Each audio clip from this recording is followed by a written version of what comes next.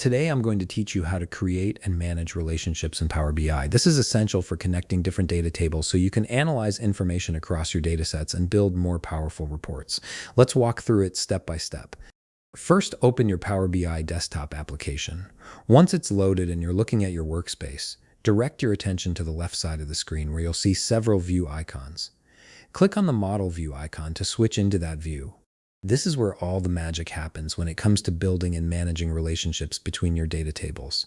Now that you're in model view, you'll see all your tables laid out visually. To create a relationship, the process is surprisingly simple.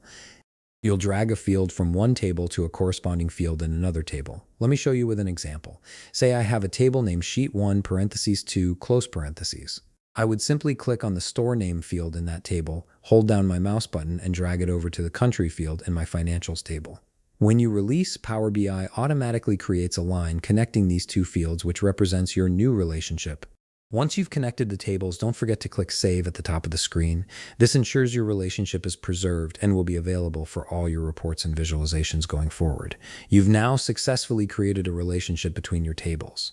But creating relationships is just the beginning. To truly manage them and fine-tune how they work, look over to the right side of your screen where you'll see the Properties panel. This is your control center for relationship management. Here you can adjust several important settings that determine how your data interacts. One of the key settings you'll want to understand is cardinality. Click the drop-down menu under cardinality and you'll see several options: many to one, one to one, one to many, and many to many. This setting defines how records in one table relate to records in another. For instance, many to one means multiple records in one table can match a single record in another table, which is quite common in data modeling. Another crucial setting is the cross-filter direction. Click the drop-down under this option and you'll see two choices: single or both. This determines how filters flow between your tables. Single means filters only flow in one direction, while both allows filters to travel in either direction between the connected tables. Choosing the right option here can significantly impact how your reports respond to user interactions. And that's it. You now know how to create relationships by dragging fields between tables and manage them using the Properties panel to adjust cardinality and filter direction.